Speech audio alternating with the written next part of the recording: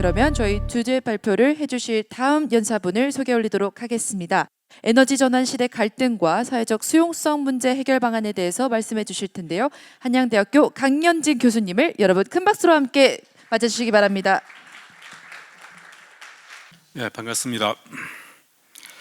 좀 쉽지 않은 문제인데요. 또 시간은 제한돼서 준비한 거 빠르게 스킵하면서 넘어가도록 하겠습니다.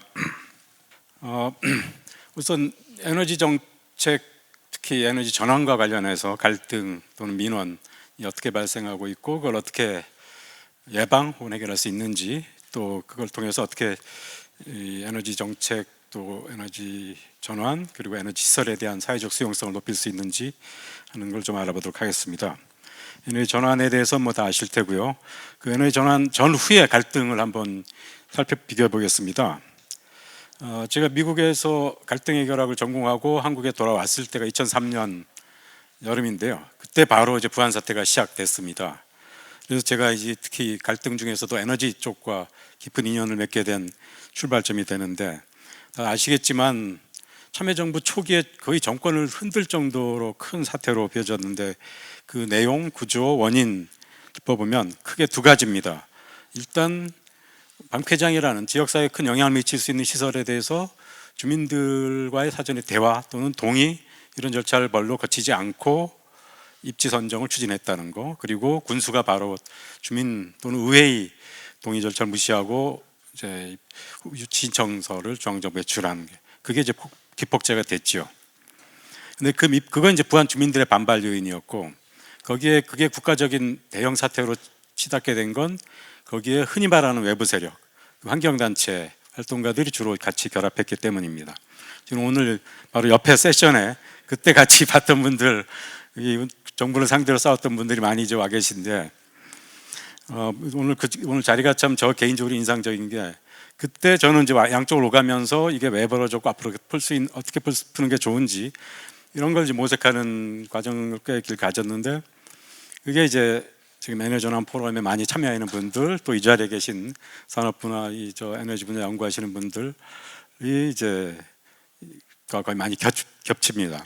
근데 오늘 포럼이 그 양측 공동으로 이루어지는 게, 특히 산업부와 함께 이루어지는 게 이 변화된 실상, 특히 에너지 정책이 얼마나 우리 사회에서 일종의 상전벽해를 겪고 있는지 하는 걸 보여주는 단면인 것 같습니다. 어쨌든 이때 이제 환경단체가 결합해서 폭발적인 양상을 띄우는데, 그 이유는 뭡니까? 밑에 저변에 방폐장 자체만이 아니라 이변에 에너지 정책, 특히 원전 중심의 국가 에너지 정책에 대한 반발, 문제 제기가 이제 깔려 있기 때문이었죠. 이후에 이 다음에 벌어지는 밀양 사태도 마찬가지입니다. 여기 또 역시 이제 외부 세력이 문제가 되는데, 그게 환경단체인데, 마찬가지로 원전 중심 에너지 정책에 대한 반대가 주민들과의 어떤 결합 요인이었죠. 그래서 폭발적인 양상을 띠고 현재도 진행 중인데, 이게 이제 지금 크게 변하게 된 게 바로 에너지 전환 정책 때문이기도 합니다. 우선 이전에 보였던 복합형 갈등, 즉 주민 지역사회의 반발, 거부 반응과 정책을 놓고 환경단체가 거부하는, 반발하는 그런 복합형 갈등 형태가 이전에 주된 갈등 유형이었다면, 지금은 그게 아니라 그쪽 이제 정책적인 요인은 이제 해소되고 제거되고 단순히 지역사회의 반발, 그 문제만 주로 남게 됐죠. 그래서 갈등보다는 주로 이제 민원의 형태로 나타나고 있습니다. 그리고 이전에 뭐 밀양 사태나 부안 사태처럼 집중형 대형 갈등이 많았다면, 이제는 소규모 분산형으로 이루어지고 있습니다. 그게 에너지 전환 자체가 에너지원의 어떤 대형 집중형에서 소규모 분산형으로 바뀐 거랑 맥을 같이 하죠. 그래서 갈등 구도도 역시 이렇게 좀 복잡한 양상을 띠지만 이전처럼 폭발적인 대규모 형태로 벌어지지는 않습니다. 그리고 또 하나 변화된 거는 이 환경 분야 내부에서도 또는 시민사회 내부에서도 또 다른 형태로 이제 갈등이 나타난다는 건데, 그게 바로 농록 갈등이라는 거죠. 그린 컨플릭트. 그래서 에너지 전환을 먼저 겪은 뭐 유럽, 독일에서 또 덴마크에서도 이런 유형의 갈등이 이제 오히려 주된 양상이 되는데, 국내에서는 환경단체 내부에서 에너지 분야였던 또는 기후 변화에 중점을 두는 그룹과 또 지역의 생태 보전, 환경 보전을 중시하는 그룹 간의 갈등, 내적 긴장 형태로 나타납니다. 그게 또 주민들과의 관계에서도 복잡하게 드러나고요. 참고로 이제 민원을 보면 민원은 이제 2년 전에 윤한홍 의원이 지자체부터 자료를 받아가지고 공개한 자료가 있었는데 여기 2009년부터 시작되는데 그때는 이렇게 낮은 증가율 연간 100여 채 안 되다가 근래 들어서 2015년 이후에 급격히 이제 증가합니다. 그래서 2018년에는 총 560건이 이제 태양광 패널 중심으로 민원이 벌어지고요. 이 내용을 좀 살펴보면 일단 그 의원실에서 집계한 게 약간 신뢰도는 좀 낮습니다. 뭐 이렇게 집계 기준이나 뭐 이런 게 일관성이 별로 없긴 한데 그래도 현재 파악 가능한 거의 유일한 데이터여서 의미 있게 좀 볼 필요가 있는데 일단 대부분을 많은 비중을 차지하는 건 태양광 패널 관련 민원입니다. 그게 90% 넘게 이제 차지하고 그다음 민원 이 흐름을 보면 특히 2017년, 18년에 급격히 증가하고 있습니다. 근데 유의미하게 볼 만한 거는 포인트는 금년 상반기까지만 이제 집계가 됐는데 굉장히 크게 떨어졌다는 겁니다. 183건. 그래서 추산을 해보면 금년 말의 경우에 2배로 한다면 약 360건 정도로 예상되는데 이거는 작년에 비해서는 굉장히 큰 폭으로 이제 낮아진 건데 전반적으로 지금 재생에너지 시설과 관련해서 집단 민원의 흐름이 거의 정점에 이르러서 지금 어느 정도 좀 관리되는 수준에 이른 게 아닌가 또는 지자체나 다른 데서 여러 가지 노력이 또 중앙정부 차원에서도 기울어져서 어느 정도 이전과는 달리 좀 급격한 증가세는 좀 꺾인 게 아닌가 하는 추정도 가능하지 않을까 싶습니다. 일단 올해 말 전체 통계가 잡히는 걸 지켜봐야 될 것 같습니다. 그리고 민원 내용으로 보면은 주로 이제 뭐 풍력이나 태양광 패널 관련한 예상 가능한 민원들이 이제 주류를 이루고 있습니다. 그다음 사회적 수용성 문제 쪽으로 좀 살펴보면 일단 사회적 수용성에서 중요한 건 이제 여론의 지지도인데 에너지 전환 정책에 대한 또는 에너지 시설에 대한 2년 전 에너지 전환이 처음 시작될 때 당시 신고리 오리코이 공론화 때 원전 축소에 찬성한 분이 절반 이상이었습니다. 이게 이제 오리코기 공사 재개와 이제 같이 복합되면서 환경단체에서 공론화 결과를 받아들일 수 있었던 거죠. 그 후에 이제 여론조사 실시한 거 보면 일반 국민을 상대로 조사한 거 보면 역시 비슷하게 원전 축소 정책, 탈원전 정책에 대한 찬성이 약 60% 됐습니다. 2년이 지난 지금 시점에 조사를 보면 얼마 전에 한 같은 조사업체에서 조사한 결과는 거의 비슷한 수준입니다. 친환경 또는 탈원전 에너지 정책 또는 재생에너지 확대 또는 탈원전 에너지 정책에 대한 지지도가 55% 안팎 이 정도로 나타나고 있습니다. 국민의식은 아까 잠깐 좀 소개됐는데요. 일단 에너지 전환 정책의 필요성에 대해서는 찬성 의견이 많습니다. 압도적으로. 정책 추진 속도에 대해서 대체로 긍정적인 여론이 다수고요. 이건 나중에 유럽, 특히 독일의 경우와 비교를 좀 해보도록 하겠습니다. 어느 정도 어떤 의미가 있는지. 그리고 각 발전원별 주민들의 수용성, 사회적 수용성을 넘어서 특히 핵심적인 건 지역사회 직접 시설에 대한 수용성인데 그거는 좀 아까 전반적인 수용성보다는 낮게 저조하게 나옵니다. 태양광에 대해서 한 53% 그리고 풍력에 대해서 50% 정도의 찬성인데 이런 경우에는 더 자세히 볼 거는 반대 비율입니다. 찬성은 뭐 괜찮은데 문제가 되는 건 사회적으로 문제가 되는 건 반대죠. 반발하는 경우 그 비율이 반대 의견이 어느 정도인가 하는 게 이제 이후 그 시설 설치 과정이 어떨 건지 갈등이 어느 정도 휘말릴 건지 하는 걸 예상 가능하게 해주는데 보통 한 20% 넘으면 굉장히 위험한 겁니다. 근데 여기서는 40% 넘어서 50% 육박하고 있는데 이러면 이거는 굉장히 갈등에 휘말리거나 뭐 민원은 필히 제기될 걸로 예상할 수가 있습니다. 그리고 기존에 있는 시설이 있을 경우에는 찬성 비율이 훨씬 좀 높아지긴 합니다. 그게 그나마 좀 희망적인 포인트긴 하죠.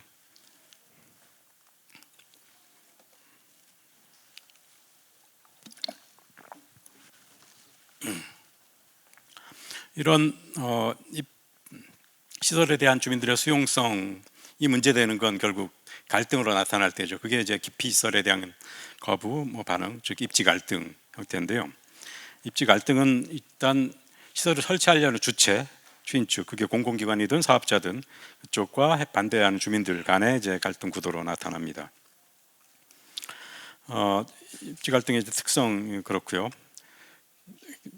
대부분 이제 사회적 편익을 누리는 다중을 위해서 이제 시설을 추진하게 되는데 일부 이제 그 시설 인근의 특정 지역 주민들이 피해를 입게 돼서 또는 그런 우려를 갖고 있어서 문제가 제기됩니다. 이 재생에너지 시설도 유사한 구도에서 이제 갈등이 벌어질 텐데 특이한 현상은 일단 그 갈등 구조가 그렇기 때문에 다중의 편익 대 소수의 이제 피해 문제의 이제 구도기 때문에 되게 언론 미디어에서는 그동안 전통적으로 이런 갈등이 있을 때 소위 이제 님비란 말을 쓰면서 반대 주민들을 이제 비판하는 그런 이제 부정적인 기사를 많이 썼었습니다. 최근에도 마찬가지고. 근데 묘하게 재생에너지에 관련해 대해서만은 대부분의 이제 주류 언론, 메이저 언론에서 그 반대 입장을 취하고 있는 게 이제 기현상이기도 합니다. 이런 경우에 편익을 누리는 또는 그 시설의 어떤 설치 필요성을 정당한 근거를 가지고 추진하는 그런 기업이나 공공기관 쪽의 편에서 보도하기보다는 다중의 편에서 공동체 차원에서 보도하기보다는 문제 제기하는 주민들, 민원을 제기하는 주민들 쪽에서 거기 보도를 하는 경우가 많아서 좀 특이한 현상으로 좀 보고 있습니다. 왜 그런지는 굳이 설명 안 하지 않아도 될 것 같고요. 이런 갈등이 있을 때 특징은 다른 경우와는 달리 갈등을 풀기가 대단히 힘들다는 겁니다. 기피시설의 경우에는. 왜냐하면 일단 주민들의 경우에는 반대하면 끝이기 때문입니다. 그걸로 해서 더 이상 자신들은 할 얘기 없다, 협상하고 타협할 것도 없다 해서 되게 협의나 협상도 거부하기 때문에 풀기가 힘들고 대부분 나중에는 끝내는 이제 엄청난 보상금, 지원금 이런 형태로 이제 귀착이 되지요. 방패장의 경우에도 결국 그래서 경주로 가면서 원래 부안에서 지원 약속했던 3천억의 12배인 3천억 12배인 3조 6천억의 지원금이 이제 총 경제적 부가가치가 지원 형태로 가게 된 거죠. 그래서 기피시설 갈등에 대해서는 다루는 법이 거의 정해진 정석 같은 게 있는데요. 해법 또는 예방법 측면에서 일단 필요성은 항상 인정이 되는 거고요. 입지 선정이 결국 문제가 됩니다. 그래서 입지 갈등 형태로 벌어지는데 일단 그 경우에는 입지 선정이 왜 하필 우리 동네야 되느냐 이게 이제 문제가 되는데 그래서 입지를 공정하게 선정하는 게 이제 가장 중요할 테고요. 그때는 가능하면 주민들과 협의하면서 왜 여기가 이제 가장 적합한 부지인지 이런 게 주민들한테 납득이 되도록 해야 됩니다. 그러려면 가능하면 입지도 주민들이 참여하는 형태로 선정하는 게 기본이고요. 그건 꼭 재생에너지 시설보다는 전반적인 기피시설의 일반 원칙이기도 합니다. 다만 안전하게 운영될 거라는 이제 보장이 돼야 되고요. 그러기 위해서 주민들로부터 신뢰를 얻어야 되는데 결국 주민들이 참여해서 이게 시설로 인해서 큰 피해가 없을 거라는 게 또 운영 과정에서 문제 없을 거라는 게 주민들이 직접 믿을 수 있도록 감시하고 참여할 수 있도록 하는 게 또 해결책이기도 합니다. 그리고 그래도 이제 나타날 수 있는 부정적인 영향에 대해서는 적절한 지원 보상책을 제시하는 게 이제 방법이고요. 이런 식으로 해서 문제가 해결되는데 대개는 앞에 2, 3단계에서 쟁점이 제대로 원만하게 정상적으로 해소가 안 되니까 끝내 4번 단계에서 지원금 보상 이런 식으로 해서 해결하다 보니까 그게 학습 효과로 누적돼서 재생에너지라는 큰 피해를 주지 않는 시설의 경우에도 지원 보상을 노리고 그걸 결국 얻어내기 위해서 문제를 삼는 경우가 이제 많아지고 있어서 좀 우리 사회가 전체적으로 그런 성찰 또는 어떤 변화가 필요한 대목이 아닌가 싶습니다. 그리고 이제 이걸 줄이면 요약하면 추진 과정 절차가 더 중요하다는 겁니다.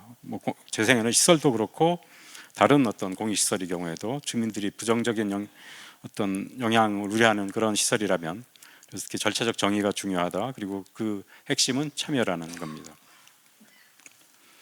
이제 유럽과 비교해서 우리 경우 좀 취할 점, 특히 주민 수용성, 사회적 수용성을 높이기 위해서 필요한 게 어떤 건지 좀 살펴보도록 하겠습니다. 우선 유럽의 경우에 재생에너지 확장에 대한 여론의 지도가 대단히 높죠. 89%도 나타나고 있습니다. 독일의 경우는 이제 작년에 에너지 기본계획 워킹그룹에 참여하면서 직접 특히 이런 갈등 대비 차원에서 조사를 갔었습니다.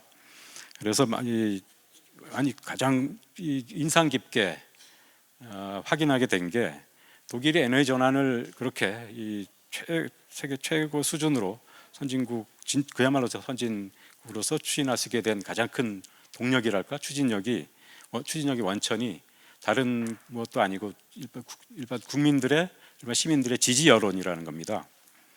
특히 그때 베를린에서 이제 독일 에너지 경제부가 준비한 세미나에서 이제 초청된 분이 독일 산업협회 대표였는데 우리로 치면 이제 뭐 정경련 이런 쪽에 이제 대표일 텐데 그분이 와서 독일 기업들이 독일 산업계가 어떻게 해서 에너지 전환 정책에 이제 참여하고 또 협조하게 됐는지 하는 얘기를 하는데 핵심이 독일 기업으로서는 여전히 에너지 전환에 대해서 부정적인 영향 그게 뭐 없지 않은데 그래도 적극 참여하고 협조하게 된 건 소비자인 독일 시민들이 에너지 전환 정책에 대해서 대단히 높은 비율로 지지하고 있기 때문이라는 겁니다. 결국 그런 시민들을 상대로 기업 활동을 해야 되는 산업계로서도 그에 따라서 에너지 전환 정책을 지지하고 참여할 수밖에 없었다는 거죠. 그게 바로 지금 여기 나오는 대로 독일 국민 95%가 재생에너지 확대 찬성하고 있다는 게 바로 제 증표가 되겠습니다.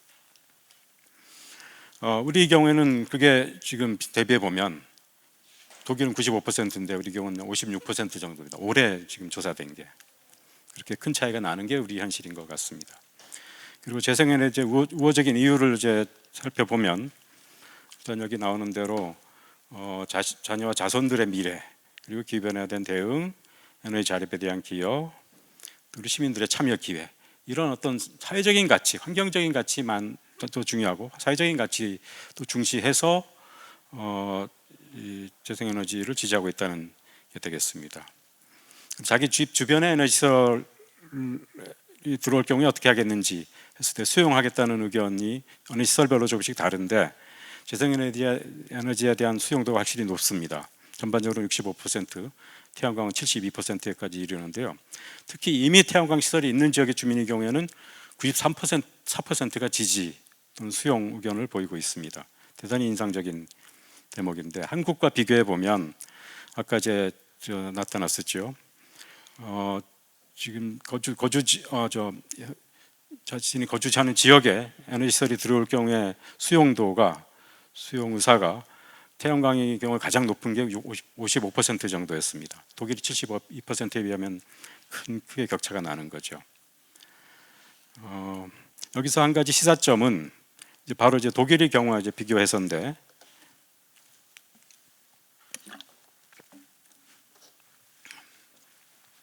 아까 말씀드렸지 독일의 경우 태양광 시설이 이미 기존에 있는 지역의 주민의 경우에는 지지도가 수용도가 94%에 이른다는 겁니다.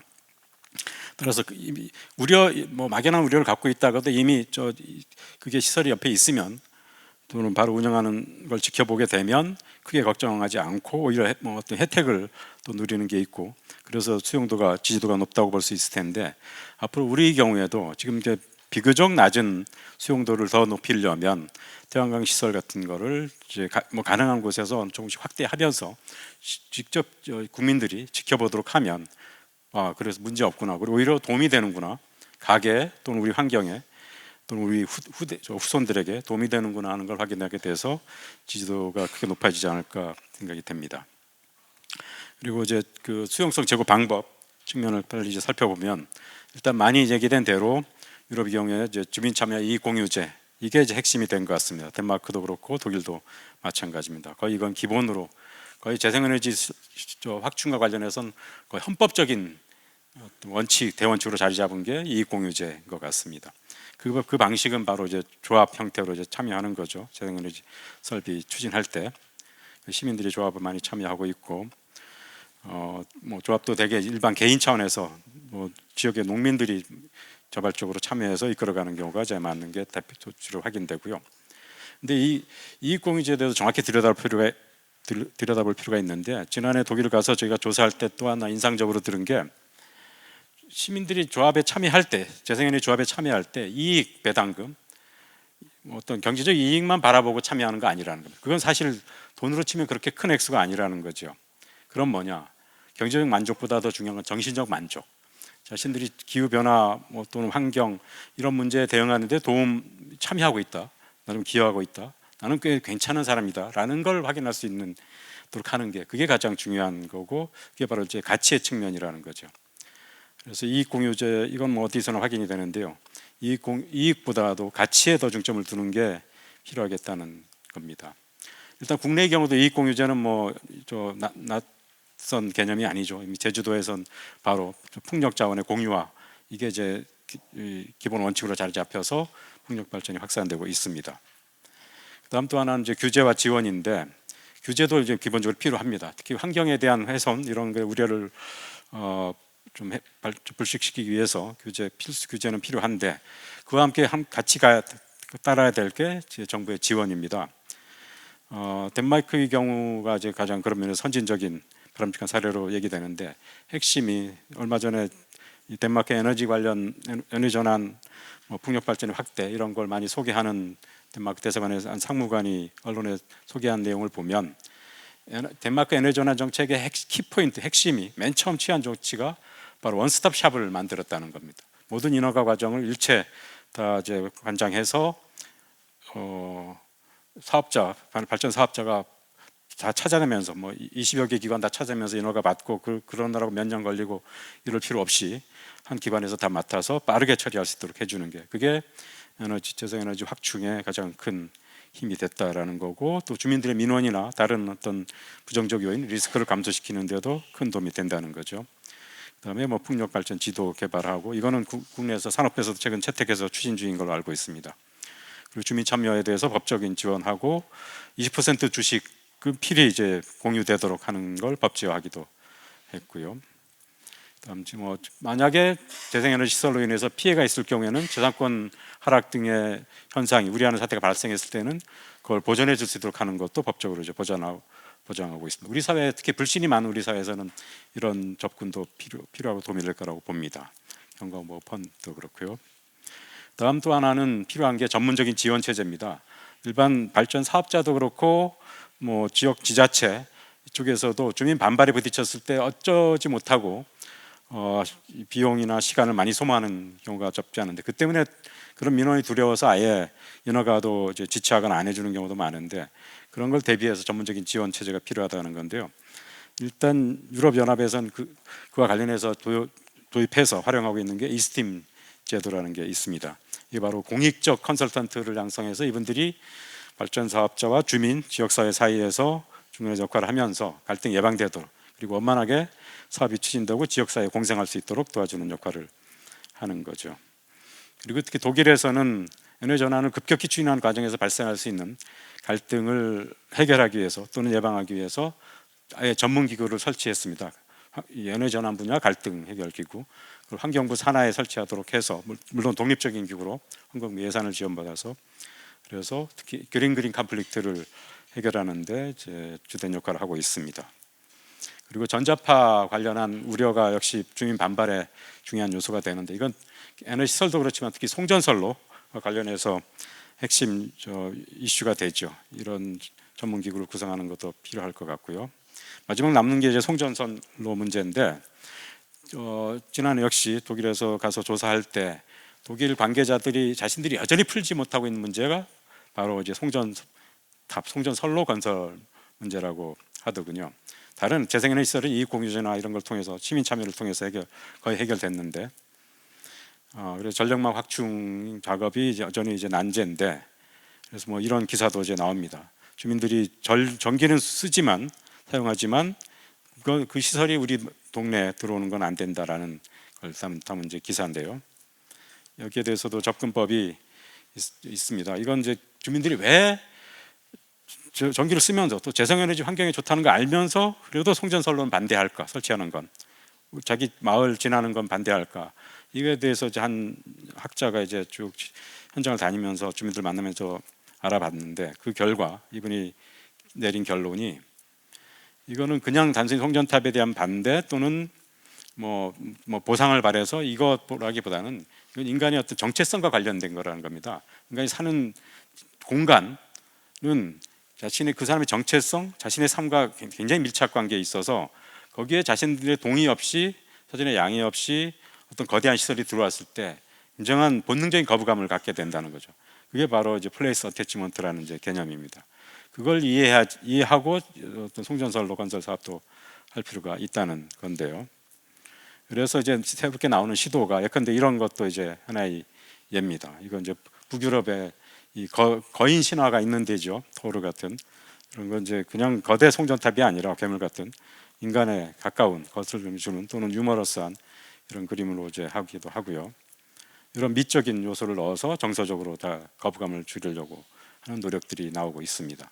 이런 건 이제 하나의 시도고 그게 이제 여러 가지 형태로 이루어질 필요인데 법적인 지원도 필요하다고 봅니다. 그래서 얼마 전에 올해 초에 독일 연방의회에서 새로운 법을 제정한 게 전력망 연계 촉진법인데 그래서 전력망 연계 그리고 송전선로 건설 이걸 이제 촉진하기 위한 장치를 이제 법적으로 마련하고 특히 눈여겨볼 게 공사 지연을 유발하게 되면 특별한 정당한 근거 없이 그러면 페널티를 줄 수 있도록 법적으로 이제 그런 법적인 장치를 만들어 놨습니다.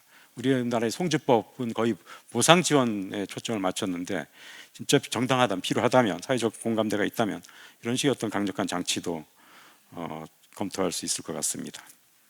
국내 한 발전 사업자가 국내 실상이 어떤지 하는 걸 대표로 보여주는 문자를 저한테 전해왔는데요. 얼마 전에 바로 이제 송전선로 전력망 연계 이게 얼마나 난제인지 하는 걸 보여주는 예인 것 같은데 태양광 시설을 설치하려고 신청서를 접수했더니 바로 이런 답이 왔다는 겁니다. 한전으로부터 한전이 전력망 연계 개통 연계가 힘드니까 앞으로 한 6년 걸릴 테니까 그때까지 그냥 기다려 달라는. 그런데 이 사업자 입장에서 이거는 사업 접으라는 통보나 마찬가지다라면서 이걸 어떻게 해소해 줘야지. 민원도 중요하지만 개통 연계의 지체 현상도 빠른 해소가 필요하다. 이제 하소연을 하고 있었습니다. 그거 위해서 바로 이제 어떤 새로운 접근, 정책의 보완 이게 이제 필요할 텐데요. 앞에 했던 걸 간략히 빨리 이제 정리해 보면 시사점 찾아보면 일단 재생에너지 갈등 예방을 위한 제도적 장치가 필요할 테고요. 특히 환경영향 평가 제도를 내시로 하는 게 좀 필요할 거라고 봅니다. 그리고 주민 참여 이익 공유제 확산해야 될 테고요. 이미 많이 그런 방향으로 가고 있죠. 그리고 역시 돈도 물론 중요하지만 경제적 이해관계 중요하지만 전기세 지원해 주는 거 좋지만 그보다 더 중요한 건 가치의 공유라는 겁니다. 참여 욕구, 참여할 수 있도록 해주고 그래서 자칫 돈만 지원에만 매달리면 REC나 이런 것도 그렇고 밀양 사태의 어떤 버전이 나올 수가 있습니다. 사람을 돈으로만 보고 돈으로 해결하려는 거. 재생에너지 경우에도 밀양 할머니들은 바로 이런 팻말을 들고 나왔습니다. 우린 돈을 더 달라는 게 아니다. 이대로 살게 해달라는 거다라는 거였습니다. 그걸 재생에너지 경우에도 같은 접근으로 인간을 보는 접근이 필요하지 않을까 싶습니다. 그게 국내의 경우에도 재생에너지 조합에 참여하는 분들 여러 조사를 해보면 동기에 대해 조사를 해보면 이익보다도 역시 환경이나 사회적 가치에 대한 중요도를 더 높게 나왔습니다. 그리고 그래서 이제 사업 참여 그리고 가치 공유 이걸 이제 중시하는 쪽으로 가도록 이제 할 테고요. 사업자가 지역에 가서 사업할 때 뼈저리게 몇 번 이제 시행착오를 겪다가 뼈저리게 확인하는 게 바로 이거라는 겁니다. 사업 계획 다 세우고 인허가 받고 마을에 찾아가면 이제 설비 이제 추진하려고 너희들마저도 우리를 무시하는구나 한다는 겁니다. 시골에 계신 어르신들이. 그래서 이익 공유 물론 이제 이익 공유 한다고 하지만 그건 이제 다음 문제고 그 전에 그분들 마음에 거슬리지 않게 정세 걸어지지 않게 하고 그분들의 어떤 자존심을 상하지 않게 하면서 먼저 가서 상의하고 이런 사업하려고 하는데 어떻게 하면 좋겠습니까? 같이 도와주시죠. 좀 같이 참여해 주시면 좋겠습니다. 이런 식으로 접근하는 게 다른 무엇보다도 중요하다는 겁니다. 그러면 경제적 보상은 크게 이슈가 안 된다는 거죠. 그리고 마지막에 갈등 해결 전문 기구를 설치하는 게 필요하다고. 이거는 애기본의 작년에 들어가서 산업부에서도 추진하기로 했습니다. 마지막으로 아까 말씀드렸던 것처럼 이회에서 하는 이 공익 컨설턴트 이것도 앞으로 우리 사회에서 확대돼서 현장에서 어려움을 겪는 사업자, 또 지자체의 공단 공무원, 주민들 사이에서 역할을 할 수 있도록 한다면 더욱 이런 사회적 수용성을 높이는데 또 민원 갈등을 해결하는데 도움이 될 거라고 봅니다. 고맙습니다.